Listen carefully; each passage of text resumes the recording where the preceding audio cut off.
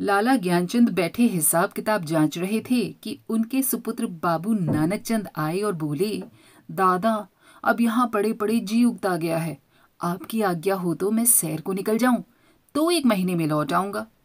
नानकचंद नवयुवक था, लेकिन थोड़ा बिगड़ा हुआ, रंग पीला, आंखों के गिर्द हल्के स्याह धब्बे, कंधे झुके हुए। ज्ञानचंद ने उसकी तरफ तीखी निगाह से देखा और व्यंग्यपूर्ण स्वर में बोले, क्यों, क्या यहाँ तुम्हारे लिए कुछ कम दिलचस्पियां हैं? ज्ञानचंद ने बेटे को सीधे रास्ते पर लाने की बहुत कोशिश की थी, मगर सफल न हुए। उनकी डांट फटकार और समझाना बुझाना बेकार हुआ। उसकी संगति अच्छी न थी, पीने पिलाने और राग रंग में डूबा रहता था। उन्हें यह नया प्रस्ताव भला क्यों पसंद आने लगा? लेकिन नानकचंद उनके स्वभाव से परिचित था। बेधड़क बोला, अब यहाँ जी नहीं लगता मेरा। कश्मीर की बहुत तारीफ सुनी है और वहीं जाने की सोचता हूँ। इस पर ज्ञानचंद बोले, बेहतर है, तशरीफ ले जाइए। नानकचंद थोड़ा हंसकर, रुपये तो दिलवाइए, इस वक्त 500 रुपये की सख्त जरूरत है। ज्ञानचंद, ऐसी फिजूल बातों का मुझसे जिक्र न किया करो। मैं तुमको बार बार समझा चुका हूं, तुम्हारी फिजूल खर्ची के लिए मेरे पास कोई पैसा नहीं है।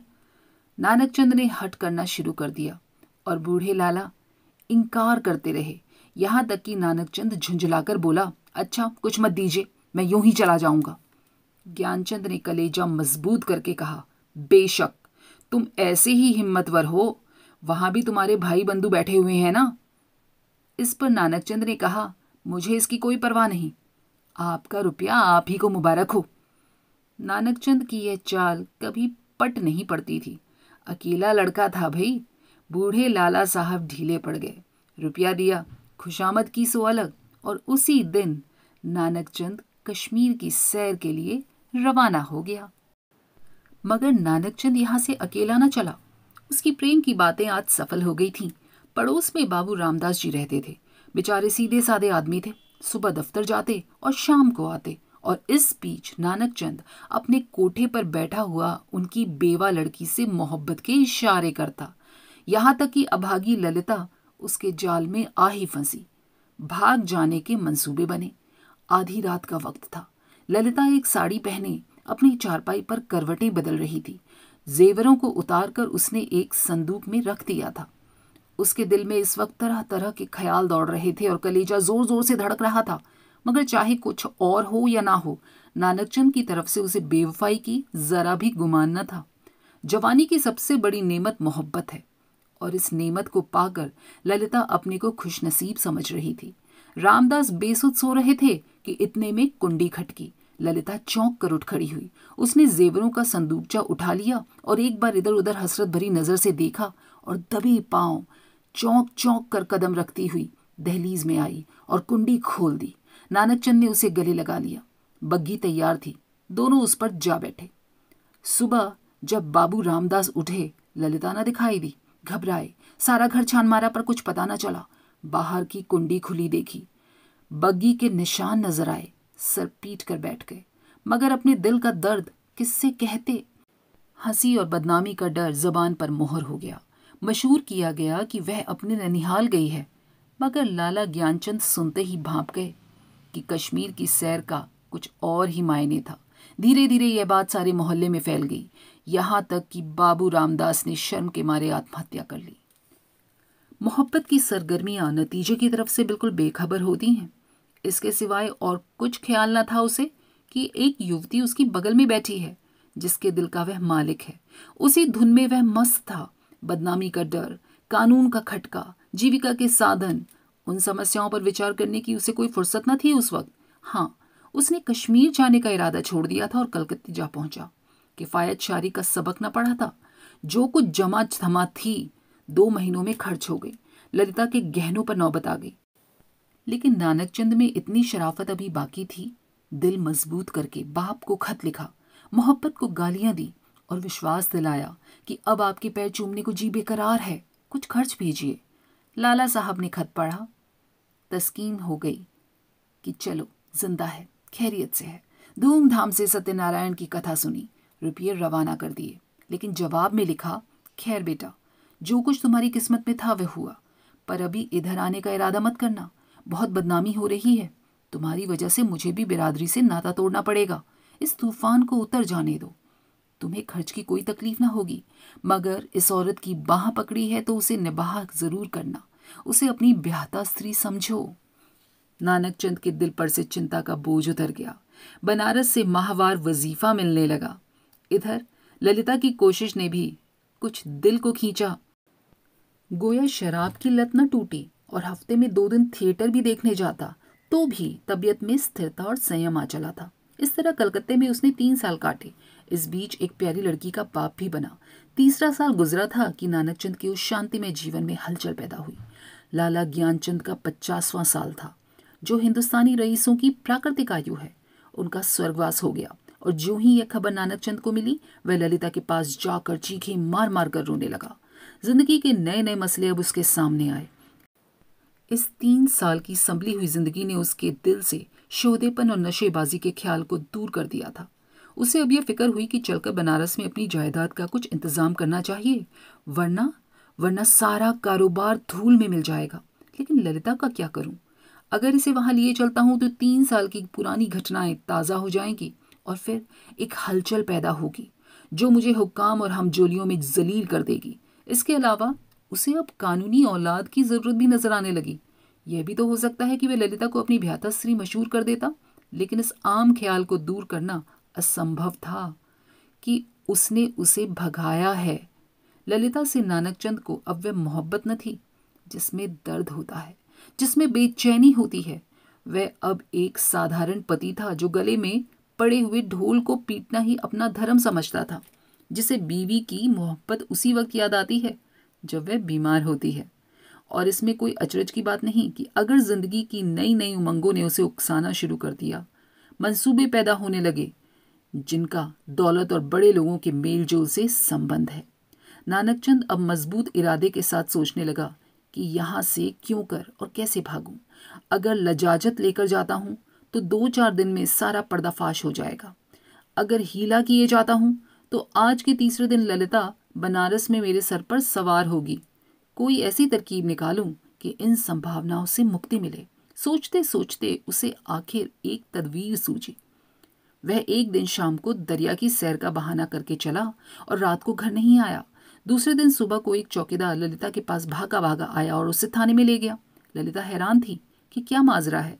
दिल में तरह तरह की दुश्चिंताएं पैदा हो रही थी कि वहां जाकर जो कैफियत देखी तो दुनिया आंखों में अंधेरी हो गई।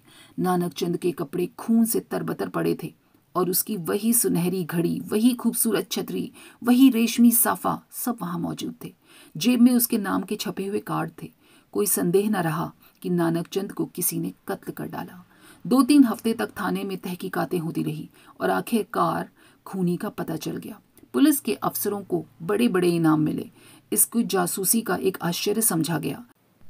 खूनी ने प्रेम की प्रतिद्वंदिता के जोश में यह काम किया था, मगर इधर तो गरीब बेगुनाह खूनी सूली पर चढ़ा हुआ था और वहां बनारस में नानकचंद की शादी रचाई जा रही थी। धीरे धीरे वही पुराने उठने बैठने वाले आने शुरू हो गए, वही मजलिसें जमी और फिर वही सागरो मीना के दौर चलने लगे। संयम का कमजोर अहाता इन विषय वासनाओं के बंटवारों को न रोक सका। हाँ, अब इस पीने पिलाने में कुछ पर्दा रखा जाता है और ऊपर से थोड़ी सी गंभीरता बनाए रखी जाती है। साल भर इसी बहार में गुजरा। नवेली बहू घर में कुड़कुड़ कर मर गई। तपेदिक ने उसका काम तमाम कर दिया। तब दूसरी शादी हुई, मगर इस स्त्री में नानकचंद की सौंदर्य प्रेमी आंखों के लिए कोई आकर्षण ही न था। इसका भी वही हाल हुआ। कभी बिना रोए उसने कौर मुंह में न दिया। 3 साल में चल बसी। अब तीसरी शादी हुई। यह औरत बहुत ही सुंदर थी, अच्छी आभूषणों से सुसज्जित। उसने नानकचंद के दिल में जगह भी बना ली और एक बच्चा भी पैदा हुआ और नानकचंद गृहस्थी के आनंदों से परिचित होने लगा। दुनिया के नाते रिश्ते अपनी तरफ खींचने लगे, मगर प्लेग के चलते सारे मंसूबे धूल में मिला दिए गए। पति प्राणा स्त्री मरी। 3 बरस का प्यारा सा लड़का हाथ से गया और दिल पर ऐसा दाग छोड़ गया जिसका कोई मरहम न था। उच्च श्रृंखलता भी चली गई। अयाशी का भी खात्मा हुआ। दिल पर रंजोगम छा गया और तबीयत संसार से विरक्त हो गई। जीवन की दुर्घटनाओं में अक्सर बड़े महत्व के नैतिक पहलू छुपे हुआ करते हैं। इन सदमों ने नानकचंद के दिल में मरे हुए इंसान को भी जगा दिया। जब वे निराशा के यातनापूर्ण अकेलेपन में पड़ा हुआ इन घटनाओं को याद करता तो उसका दिल रोने लगता और ऐसा मालूम होता कि ईश्वर ने मुझे मेरे पापों की सजा दी है। धीरे धीरे यह ख्याल उसके दिल में मजबूत हो गया। उफ, मैंने उस मासूम औरत पर कैसा जुल्म कर दिया, कैसी बेरहमी से। यह उसी का दंड है। यह सोचते सोचते ललिता की मासूम तस्वीर उसकी आंखों के सामने खड़ी हो जाती और प्यारी मुखड़े वाली कमला अपने मरे हुए सौतेले भाई के साथ उसकी तरफ प्यार से दौड़ती हुई दिखाई देती। इस लंबी अवधि में नानकचंद को ललिता की याद तो कई बार आई थी, मगर भोग विलास पीने पिलाने की उन कैफियतों ने कभी उस ख्याल को जमने नहीं दिया। एक धुंधला सा सपना दिखाई दिया और बिखर गया। मालूम नहीं दोनों मरी हैं या जिंदा हैं। अफसोस, ऐसी बेकसी की हालत में छोड़कर मैंने उसकी सुध तक न ली। उस नेक नामी पर धिक्कार है जिसके लिए ऐसी निर्दयता की कीमत देनी पड़े। यह ख्याल उसके दिल पर इस बुरी तरह से बैठ गया कि एक रोज वह कलकत्ता के लिए रवाना हो गया। सुबह का वक्त था। वह कलकत्ते पहुंचा और अपने उसी पुराने घर को चला। सारा शहर कुछ का कुछ हो गया था। बहुत तलाशा, उसके बाद उसे अपना पुराना घर नजर आया। उसके दिल में जोर जोर से धड़कनें बढ़ने लगी और भावनाओं में हलचल पैदा हो गई। उसने एक पड़ोसी से पूछा, इस मकान में कौन रहता है? पड़ोसी बूढ़ा था और बंगाली। बोला, हमको नहीं मालूम यहाँ कौन रहता है और कौन नहीं। इतना बड़ा मुल्क है, कौन किसे जानता है। हाँ, एक लड़की और उसकी बूढ़ी माँ, 2 औरत रहता है। विधवा है, कपड़े की सिलाई करता है। जब से उसका आदमी मर गया तब से यहीं काम करके अपना पेट पालता है। नानकचंद ने दरवाजा खटखटाया। दरवाजा खुला और एक 13-14 साल की सुंदर लड़की किताब लिए हुए बाहर निकली। नानकचंद पहचान गया कि यह कमला है। उसकी आंखों से आंसू उमड़ आए। बेअख्तियार जी चाहा उस लड़की को अपनी छाती से लगा ले। कुबेर की दौलत मिल गई। आवाज को संभाल कर बोला, बेटी, जाकर अपनी अम्मा से कह दो कि बनारस से एक आदमी आया है। लड़की अंदर चली गई और थोड़ी देर में ललिता दरवाजे पर आई। उसके चेहरे पर घूंघट था और सौंदर्य की ताजगी न थी, मगर आकर्षण अब भी था। नानकचंद ने उसे देखा और एक ठंडी सांस भरी। पतिव्रत और धैर्य और निराशा की सजीव मूर्ति सामने खड़ी थी।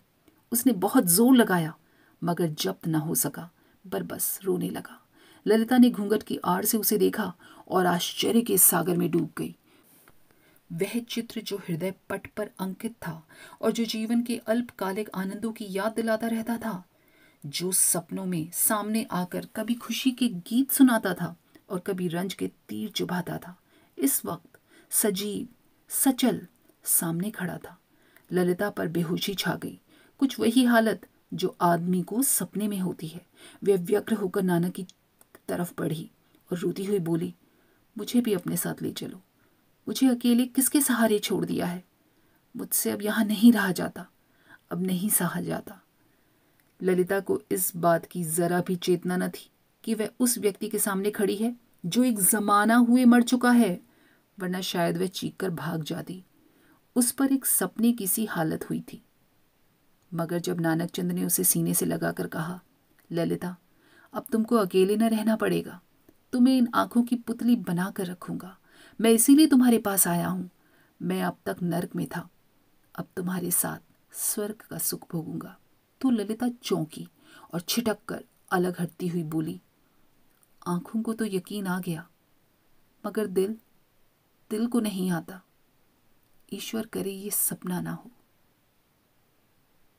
दोस्तों, कैसी लगी आपको ये दिल छू जाने वाली कहानी?